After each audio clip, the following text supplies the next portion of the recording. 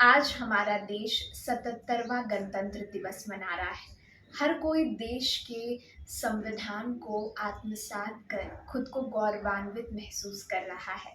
26 जनवरी सन 1950 को हमारा संविधान लागू हुआ था और आज हमारे संविधान में हर नागरिक को समान अधिकार है। हर कोई अपने आप को व्यक्त करने का अधिकार रखता है। आज भाग-दौड़ भरी ज़िंदगी में जहाँ हर कोई भौतिकतावाद की आग में कहीं न कहीं जल रहा है, लेकिन उसे मानसिक शांति भी चाहिए। तो ऐसे दिवस जब आते हैं तो कहीं न कहीं आत्मा का जो संविधान है, वो भी अपने जीवन में लागू करने का दिन है। तो आध्यात्मिकता हमें क्या कुछ संदेश देती है, ये हम जानने के लिए आज प्रयास करेंगे और हमारे साथ राजयोगिनी पंचशीला दीदी मौजूद हैं, जिनका पूरा जीवन ईश्वरीय सेवाओं में अर्पित है। ब्रह्मा कुमारी संस्था की वरिष्ठ राजयोगिनी है। तो उनसे हम जानते हैं कि गणतंत्र दिवस पर आखिर आध्यात्मिकता क्या संदेश देता है। दीदी, आपका बहुत बहुत स्वागत और आज के इस विशेष दिवस की आपको भी बधाई। और गणतंत्र दिवस में कैसे आध्यात्मिकता को हम लेकर आ सकते हैं और आज के परिप्रेक्ष्य में कितना जरूरी है आध्यात्मिकता। सर्वप्रथम तो मैं आप सभी को 77वें गणतंत्र दिवस की बहुत बहुत हार्दिक बधाई देती हूँ। बहुत अच्छा क्वेश्चन आपने किया। आज हमारा देश बड़ी ही हर्षोल्लास के साथ इस दिवस को मना रहा है। आज आवश्यकता है केवल भौतिक रीति से अधिकारों को जानने और अधिकारों को स्वीकार करने की ही नहीं, लेकिन साथ साथ पंच तत्वों का ये जो पुतला है जिसे हम शरीर कहते हैं, इसके अंदर जो अति सूक्ष्म ज्योति बिंदु आत्मा विराजमान है, उस आत्मा के आधिपत्य में अपने आप को चलाना, मन को कंट्रोल करना, बुद्धि को एकाग्र करना और संस्कारों को परिवर्तन करना, ये मानव जीवन की एक बहुत बड़ी शक्ति है। आज यह ना होने के कारण जनमानस हर प्रकार से अशांत है, चिंतित है, दुखी है, परेशान है। तो हम जाने कि आत्मा का इस शरीर पर अधिकार कैसे हो, उसके लिए क्या जरूरी है। मैं समझती हूँ कि आज की इस उहापोह के जीवन में यह जानना अति आवश्यक हो जाता है कि आत्मा जो सप्त गुणों का पुंज है, उस आत्मा के गुणों को हम केवल जाने ही नहीं, लेकिन दैनिक चर्या में आत्मिक शांति, सुख, आनंद, प्रेम, ज्ञान, शक्ति और पवित्रता के गुणों को अपने दैनिक जीवन में अपनाएं।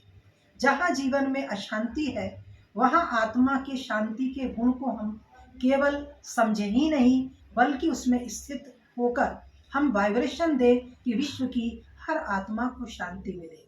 आज व्यक्ति जो ईर्ष्या द्वेष की आग में जल रहा है, आज आवश्यक है कि प्रेम की तरंगे उसे जीवन में संतोष और शक्ति प्रदान करें। आज व्यक्ति अज्ञानता के गहन तम में धंसता जा रहा है और उसके कारण उसके कर्म, आचरण, व्यवहार, संस्कार सब कुछ दूषित होते जा रहे हैं। इसलिए आवश्यक है कि हम ज्ञान को समझें और ज्ञान से अपने जीवन के अंधकार को दूर करें।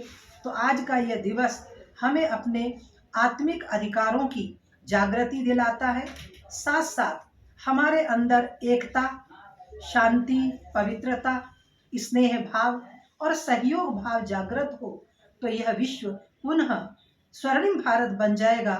और जो हम कहते हैं मेरा देश महान, मेरा भारत महान, या प्रैक्टिकल रूप में अनुभव करेंगे। तो आइए आज के दिन हम अपने अधिकारों को जानें और उन अधिकारों में रहकर अपने जीवन को हम उज्जवल बनाएं और इस विश्व को, भारत देश को पुनः विश्व गुरु बनाएं। पीढ़ी है वो किस प्रकार से अपने जीवन में आध्यात्मिकता का समावेश करके जो आत्मा का जो संविधान है कैसे उसको लागू कर सकती है, शॉर्ट में चाहूंगी आप बताएं। हम जानते हैं कि हमारे समाज की सबसे सशक्त जो पीढ़ी है वो युवा पीढ़ी है, लेकिन आज का युवा वर्ग भौतिकता के आकर्षण और अनेक प्रकार की टेक्नोलॉजी के आकर्षण में इतना आकर्षित हो चुका है कि वह अपने समय, अपनी शक्ति और संकल्पों को व्यर्थ कर रहा है। तो आज आवश्यकता है कि युवा वर्ग अपनी दिशा को चेक करे कि वो किस दिशा में जा रहा है, और दिशा को सही रखने के लिए, अपनी दशा को सुधारने के लिए आवश्यकता है कि हम आध्यात्मिकता से जुड़ें, राजयोग से जुड़ें। अपने दैनिक जीवन में हम आध्यात्मिक ज्ञान को लाएं, जिससे हमारा कर्म, हमारा आचरण, हमारा बोलचाल, हमारा व्यवहार, हमारा सोच परिवर्तित हो। क्योंकि सारी जो गड़बड़ी पैदा हो रही है वो हमारे विचारों से, सोच से ही हो रही है। तो उसको ठीक भी हमको यहाँ से ही करना होगा। तो उसके लिए आवश्यकता है कि हम मन की एकाग्रता और राजयोग के वास्तविक रहस्य को समझें। कैसे हम राजयोग के द्वारा अपने बुद्धि का योग उस परमात्मा पिता से जोड़कर अपनी आत्मिक शक्तियों को विकसित कर सकते हैं, और अपनी शक्ति को हम विश्व कल्याण में, समाज कल्याण में, चरित्र के निर्माण में और अपने कैरियर को ऊंचा बनाने में लगा सकते हैं। तो आज की युवा पीढ़ी को हम यही संदेश देते हैं कि वह अपनी शक्तियों का उपयोग और प्रयोग स्थापना के कार्य में करे, ना कि हिंसात्मक, तोड़फोड़ और अनेक प्रकार के गलत कार्यों में प्रयोग करे।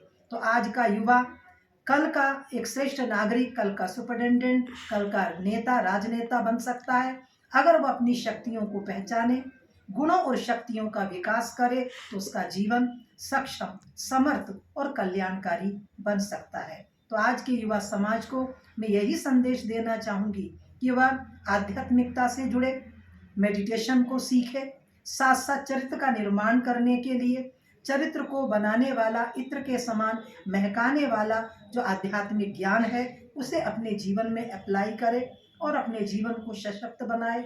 अधिकारों का सही प्रकार से उपयोग करे, उनका किसी प्रकार से अनाधिकार से दुरुपयोग ना करे। यही मेरा संदेश आज की युवा पीढ़ी के लिए है।